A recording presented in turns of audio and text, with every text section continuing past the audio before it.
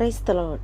இன்றைய ஜீவாப்பம் மத்தேயு 13 அதிகாரம் 23 நல்ல நிலத்தில் விதைக்கப்பட்டவனோ வசனத்தை கேட்கிறவனும் உணர்கிறவனுமாயிருந்து 100ஆகவும் 60ஆகவும் 30ஆகவும் பலன் தருவான் என்றார். ஆமென், அல்லேலூயா. நம்ம இப்போ தொடர்ச்சியாக நம்ம என்ன பார்த்துட்ருக்கோன்னா, ஆண்டவர் இந்த விதையை பற்றிய ஊமைகளை சொல்லிட்டு வர்றார்.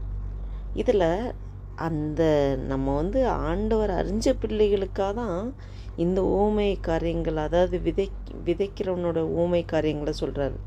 இதில் 4 விதமான கேட்டகரி ஆஃப் பீப்புள்ஸ் இருக்காங்க. 4 விதமான கேட்டகரி, 4 விதமான இருதய சிந்தை உள்ளவர்கள்.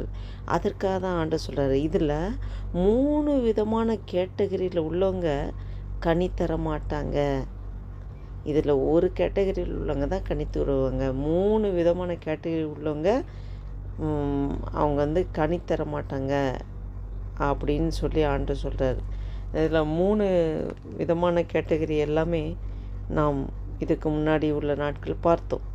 இதில் இன்னும் ஒன்று பார்க்கணுன்னா, அந்த கற்பாறையில் விதைக்கப்பட்டவங்க அவங்க வசனத்தை என்ன தான் கேட்டாலும் அவங்க இருதயத்தில் மாற்றம் இருக்காது. அந்த கற்பாறையில் விதைக்கப்பட்டவங்க அந்த கல் போல தான் இருதயம் இருக்கும். அவங்ககிட்ட எந்த மாற்றம் பார்க்க முடியாது. ஆனால் சந்தோஷமாக வசனத்தை கேட்பாங்க. ஆனால் அதுக்கு தகுந்த மாதிரி தன் இருதயத்தை மாற்றிக்க மாட்டாங்க. கற்பாறையில் உள்ளவங்க. இந்த முற்களில் உள்ளவங்க அவங்க பாடுகள் வரும்போது தான், உபத்திரம் வரும்போது தான் ஆண்டவர் வசனத்தை கேட்கலான்னு நினச்சி இது பண்ணுவாங்க. எந்நேரமும் அப்படி இது பண்ண மாட்டாங்க. பாடுகள் உபத்திரங்கள் வந்தால் தான், ஆசீர்வாதம் இருந்தால் தான் ஆண்டவர் தேடுவாங்க. இப்படி அவங்க இந்த முள்ளுகள் நெருக்கப்பட்டு, அந்த முள் நெருக்கிறனால உலக கவலைகள், உலகத்தின் ஆசைகள், அந்த இடறல்கள், அது அந்த ஒரு உபத்திரம் வரும்போது, அவங்களுக்கு பிரச்சனை போராட்டம் வரும்போது தான் ஆண்டவர் நோக்கி பார்ப்பாங்க. ஆனாலும் அதில் அவங்களுக்கு அந்த பிரச்சனைகளை சமாளிக்க முடியாமங்க அவங்க அந்த போராட்டத்திலே நெருங்கி போய் பலனற்று போயிடுவாங்க. உலக கவலையும் ஐஸ்வர்யத்தையும் மயக்கமும் இப்படி அநேக காரியங்கள் பரப்படும். வழி அருகே விதைக்கப்பட்டவங்க இந்த காலம் விட்டுருவாங்க. இருதயத்திலே போகாது. அந்த இருதயத்தில் சூப்பர்ஃபிஷியலாக அந்த வசனத்தை பற்றி உணராமல் ஒரு உணர்வே இல்லாமல் இருப்பாங்க. அதான் வழி அருகே விதைக்கப்பட்ட விதைகள். அந்த விதைகள் ஒவ்வொரு விதமாக, அந்த இருதயம் எவ்வளோ டைப் ஆஃப் இருதயம். இந்த 4 விதமான இருதயத்தில் உள்ளவங்க தான் ஆலயத்தில் உட்காந்துருப்பாங்க. வசனத்தை கேட்க எல்லாரும் வசனத்தை கேட்பாங்க. ஆனால் எல்லாருடைய இருதயம் ஒரே மாதிரி இருக்குமா? இல்லை. அதை தான் ஆண்டவர் இந்த விதை ஓமையை பற்றி சொல்கிறார்.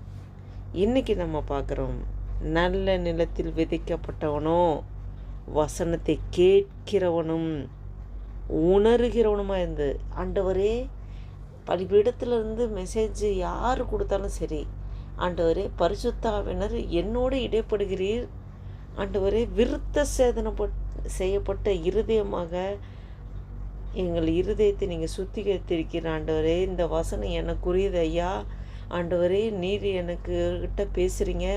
அந்த உணர்வு அந்த நல்ல நிலத்திலே இருக்கும்.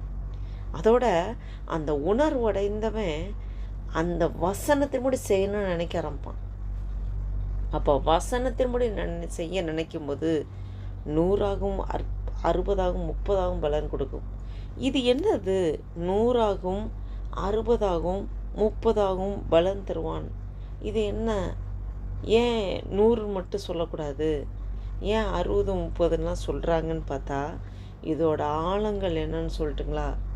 அந்த 5 தாளந்து உள்ளவங்களுக்கு அவங்க எஜமான் கொடுத்துட்டு போகும்போது திரும்பி 5 தாளந்து இன்னும் பெருக்கி அவன் கொடுப்பான். அதே மாதிரி 2 தாளந்து உள்ளவங்கள திரும்ப இன்னும் 2 தாளந்து உண்டாக்கி கொடுப்பான். இந்த 1 தாளந்து உள்ளவன் இப்படி ஆண்டவர் ஒவ்வொருவருக்கு திறமைக்கு கெப்பாசிட்டிக்கு தகுந்த மாதிரி, ஒவ்வொருத்தருக்கு நல்ல நாலேஜ் கெப்பாசிட்டி இருக்கும். சில பேர் படிப்பு அறிவு இல்லாதவங்க இருக்கும். சில பேர் தன்னால் முடிஞ்சது. அப்போ எல்லாரும் ஆண்டவரோட பிள்ளைங்க தான், எல்லாரும் வசனத்தை கேட்குறவங்க தான். அவங்கவுங்க விசுவாசத்தின் அளவுக்கு தக்கதாக அவங்கவுங்களோட ஃபெய்த்து, அந்த விசுவாசம், அவங்க ஆண்டவர் மேலே வச்சுருக்க அன்பு, ஆண்டவருக்காக ஓடுகிற உழைப்பு, ஆண்டவர் மேலே வச்சுருக்க தாகம், அதுக்கு தகுந்த மாதிரி அந்த அளவு டேலண்ட்டு அவங்களுக்கு இவ்வளோ தான் முடியும். சில நிலத்துல என்ன தான் நம்ம உரம் போட்டாலும் இது பண்ணாலும் அதில் உள்ளது தான் முளைக்கும், அந்த நிலத்தோட கெப்பாசிட்டி. அதுபோல் இந்த தாளந்துகள் இப்போ ஒரு எக்ஸாம்பிளுக்கே வச்சுக்கோங்களேன். இப்போ யார் சாது சுந்தர் சிங் அவர் மாதிரி நம்ம இருக்க முடியுமா? சாது சுந்தர் சிங் மாதிரி நம்ம இருக்க முடியுமா? அவர் எவ்வளோ ஆண்டவருக்காக ஒன்று நம்ம வேலை செஞ்சுட்டு ஆண்டவருக்காக ஏதாவது பண்ணணும்னு நினைக்கிறோம். அப்போ ஒவ்வொருத்தருக்கும் எவ்வளோ கெப்பாசிட்டின்னு ஆண்டவருக்கு தெரியும். அந்த கெப்பாசிட்டிக்கு உள்ள அளவுக்கு அவங்க பண்ணுறாங்களான்னு ஆண்டவர் அதை தான் பார்ப்பார். இப்போ 100% 100ஆகவும் 100ஆகவும் 60ஆகவும் 60ஆகனா 100ஆகனாக்க அந்த 100% அவங்க 100க்கு 100 அவங்க அதுக்கு எஃபர்ட்டு போட்டு பண்ணுறாங்களா, ஆண்டவர் ராஜ்யத்துக்காக செய்கிறாங்களான்னு ஆண்டவர் பார்ப்பார். அடுத்து 60ஆகும்னா 60க்கு 60, அதில் 100%, 60க்கு 60 இருக்கணுங்க. அவங்களால முடிஞ்ச தாளந்துகள், அவங்களுக்கு இவ்வளோ தான் கெப்பாசிட்டினா, இப்போ ஒரு வில்லேஜில் இருக்காங்க, படிப்பறிவு இல்லாதவங்க, ஆண்டவர் அறிஞ்சிருக்காங்க, ஆண்டவருக்காக ஏதாவது செய்யணும்னு நினைக்கிறாங்க, அவங்களால முடிஞ்சது செய்கிறாங்க. ஆண்டவர் அந்த இருதயத்தை பார்க்குறாரு, அவங்களுடைய டேலண்ட்டு கெப்பாசிட்டி பவரை பார்க்குறாரு. அப்போ அதில் 100% அவங்க இருக்காங்களான்னு அதை பார்க்குறாரு. அப்போ 30, ஒரு சில பேர் 30னா அந்த 30க்குரிய கெப்பாசிட்டி 30க்கு 30 அதை 100% பூரணமாக அவங்க இருக்காங்களான்னு அப்படி பார்க்குறாரு ஆண்டவர். இதான் நல்ல நிலத்தில் விதைக்கப்பட்ட விதையோட பலன். அந்த நல்ல நிலத்தில் விழுந்த விதை தான் நன்றாக வளர்ந்து பூத்து காய்த்து கனி கொடுத்து ஹல்லேலூயா அநேகருக்கு ஆசீர்வாதமாக அந்த நிலம் எல்லாருக்கும், அந்த விதைக்கப்பட்ட விதை எல்லாத்துக்கும் பிரயோஜனமாக இருக்கும். இதை தான் ஆண்டவர் இந்த வசனத்தின் மூலம் ஆவியானவர் நம்மளோடு இடைப்படுகிறார். நாம் எப்படி இருக்கிறோம்? நாம் வசனத்தை கேட்கிறவர்களாய் மட்டும் இருந்து விடுகிறோமா? கேட்கிறது மட்டுமல்ல, அதை செயல்பாடுகளில் இருதயத்தில் உணர்ந்து, அந்த இருதயத்தில் உணர்த்தப்பட்ட வசனம் அது செயல்பாடுகளில், நம்ம வாழ்க்கையில் செயல்பாடுகளில் சாட்சியாக நாம் பிரதிபலிக்கிறோமா? ஆண்டவர் இவ்வேளையில் நம்மளோடு இடைப்பட்டு கொண்டிருக்கிறார். நம் ஒவ்வொருவரோடும் இந்த வசனத்தை, இந்த வீடியோவை கேட்டுக்கொண்டிருக்க ஒவ்வொருவரோடும் ஆவியானவர் இடைப்பட்டு கொண்டிருக்கிறார். இனி காலம் செல்லாது. மனிதன் வெளிப்புறத்தை பார்க்கிறான், இருதயத்தின் ஆழத்தை காண்கிறவர் தேவன் ஒருவரே. நாம் சிந்தைகள், செயல்கள், நம்முடைய எண்ணங்கள் எல்லாமே இந்த இருதயத்துக்குள்ளே தான் இருக்கிறது. மாமிசத்தின் கிரியைகளும் இருதயத்தில்தான் புறப்பட்டு வருகிறது. நம்மளுடைய சிந்திக்கிற சிந்தைகள் எல்லாம் இருதயத்தில்தான் புறப்பட்டு வருகிறது. நான் எப்படி சிந்திக்கிறோம்? நாம் சுயநல கிறிஸ்தவர்களாக இருக்கிறோமா? நான் நல்லா இருந்தால் போதும், என் குடும்பம் நல்லா இருந்தால் போதும், என்னுடைய சொந்தக்காரங்க நல்லா இருந்தால் போதும், அப்படி என்று நாம் நினைக்கிறோமா? இல்லை, நாம் மற்றவர்கள் நல்லா இருந்தால் நம்ம நல்லா இருப்போம், அவங்களுக்காக எதாவது செய்வோம், நம்மளால் முடிந்த அளவுக்கு மற்றவர்கள் உதவி செய்வோம், ஆண்டவர் வசனத்தை கேட்டு அதன்படி நடந்து நற்காரியங்களை செய்து கிறிஸ்துவை வெளிப்படுத்தும்படியாக நாம் இருக்கிறோமா? இல்லை, நாம் வழியருகே விதைக்கப்பட்ட விதை போல இருக்கிறோமா? இல்லை கற்பாறையில் விதைக்கப்பட்ட விதை போல இருக்கிறோமா? இல்லை முற்செடியில் விதைக்கப்பட்ட விதை போல இருக்கிறோமா? இல்லை நல்ல நிலத்தில் விழுந்த விதை போல கனி கொடுக்கிறவர்களாக, அநேகருக்கு உதவி செய்கிற பாத்திரமாக, ஆண்டுடைய பிள்ளை என்கிற அந்த ஒரு மற்றவர்கள் பார்க்கும்போது நம்மக்கிட்ட கிறிஸ்துவை பார்க்கும்படியாக நாம் சாட்சியாக நடக்கிறோமா? நம்மளே ஆராய்ந்து பார்த்து நாம் இந்த நாளை துவங்குவோம், ஜெபம் செய்வோம். அல்லேலூயா. நன்றி தகப்பனே, நன்றியோடு துதிக்கிறோம், ஸ்தோத்திரிக்கிறோம் ஆண்டவரே. அப்போ அந்த ஜூலை மாதம் 16ஆம் தேதி 2024 வருஷத்தை காணும்படியாக எங்களுக்கு ஜீவன், சுகம், பலன், ஆரோக்கியத்தை தந்து நடத்தி வருகிற தேவனே உமக்கு நன்றி அப்பா. காலைதோறும் உடைய கிருபைகள் புதிதாக இருக்கிறது ஆண்டவரே. உடைய புதிய கிருபையினாலே எங்களை அனுதினமும் வழி நடத்தி பாதுகாத்து நீ நடத்தி கொண்டிருக்கிறார். அதற்காக ஸ்தோத்திரம். நாங்கள் ஜீவனோடு இருப்பது உம்முடைய கிருபை. எங்கள் நாசியில் சுவாசம் இருப்பது உம்முடைய கிருபை. எங்கள் இரத்த ஓட்டத்தில் ரத்தம் ஓடிக்கொண்டிருக்கிறது. அந்த 24 hours ஓடுது.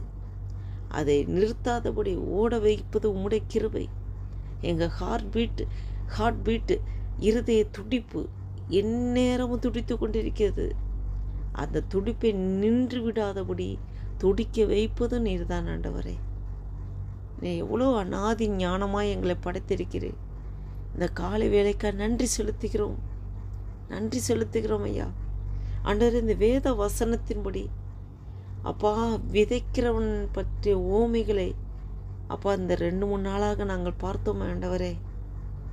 இன்னைய நாளில் நல்ல நிலத்தில் விதைக்கப்பட்டவனோ வசனத்தை கேட்கிறவனும் உணர்கிறவனுமாய் இருந்து 100ஆகவும் 60ஆகவும் 30ஆகவும் பலன் தருவான் என்றீர் ஆண்டவரே. அப்பா, எங்கள் நிலத்தை நல்ல நிலம் போல மாற்றுங்க ஆண்டவரே. நல்ல நிலத்தில் விதைக்கப்பட்ட விதை போல எங்களுடைய நிலம், எங்களுடைய இருதயம் இருக்கட்டும் ஐயா. வசனத்தை நாங்கள் கேட்கிறவர்களாக போய்விடாதபடி கேட்டு உணர்ந்து உணர்வடைந்து எங்கள் வாழ்க்கையில் அதைப்படி நாங்கள் நடக்க அபியாசப்படுத்த ஆண்டவரே நீ கிருபை பாராட்டும்படியாக ஜெபிக்கிறோம். உங்களுடைய சமூகத்தில் எங்களை முற்றிலும் முழுதுமாக தாழ்த்தி ஒப்பு கொடுக்குறோம். அப்பா, எங்கிட்ட அநேக குற்றங்கள் உண்டு ஆண்டவரே, குறைகள் உண்டு அப்பா. இந்த நல்ல நிலத்தில் விதைக்கப்பட்ட விதைக்கும் சோதனை உண்டு, கற்கள் உண்டு, முட்கள் உண்டு. ஆனால் அது எதுவுமே அந்த வளருகிற செடியை பாதிக்காதபடி அது ஓங்கி வளருகிற விருட்சமாய் வளர்ந்ததே, கனி கொடுக்கிற மரமாய் வளர்ந்ததே அப்பா. அதுபோல் ஆண்டவரே, எங்களுக்கு எந்த நெருக்கம் வந்தாலும், வாழ்க்கையில் எவ்வளோ நெருக்கங்கள், போராட்டங்கள் என்ன வந்தாலும் அது எங்களை மேற்கொள்ள மாட்டாது. அது எங்களை மேற்கொள்ளாதபடி நாங்கள் வசனத்தை உறுதியாய் பிடித்து கொண்டு வசனத்தை எங்கள் வாழ்க்கையே வசனமாக, எங்கள் வசனமே வாழ்க்கையாக, அப்படிப்பட்ட வாழ்க்கை எங்கள் வாழ்க்கையை நீர் மாற்றுகிற கிருபைக்காய் ஸ்தோத்திரம் ஆண்டவரே. நன்றி அப்பா. இந்த விதையை பற்றி, விதைக்கிற ஓமையை பற்றி எங்களுக்கு காலத்தை வெளிப்படுத்தினரே. 100ஆகவும் 60ஆகவும் 30ஆகவும் கனி கொடுக்கும்படியாக அப்பா நீ கிருபை பாராட்டுகிறதுக்காக நன்றி செலுத்துகிறோம். இந்த வீடியோவை பார்த்து கொண்டிருக்க ஒவ்வொருவரையும் அபரிவிதமாக நீங்கள் ஆசீர்வதிங்க அப்பா. ஸ்தோத்திரம் ஆண்டவரே. நன்றி அப்பா. நீர் அப்படியே செய்கிறதுக்காக ஸ்தோத்திரம். ஆசீர்வதிங்க, பலப்படுத்துங்க, மீதியாக முழுதும் பொறுப்படுத்திக் கொள்ளுங்க. உமக்கே துதிக்கான மகிமையெல்லாம் செலுத்துகிறோம். இயேசு கிறிஸ்து நாமத்தினால் ஜெபிக்கிறோம் ஜீவன் நல்ல பிதாவே. ஆமேன், ஆமேன். என் ஆத்துமாவே கர்த்தரை ஸ்தோத்திரி, என் முழு உண்மையோடைய பரிசுத்த நாமத்தை ஸ்தோத்திரி. என் ஆத்துமாவே கர்த்தரை ஸ்தோத்திரி, கர்த்தர் செய்த சகல உபகாரங்கள் மறவாதே. ஆமேன், ஆமேன்.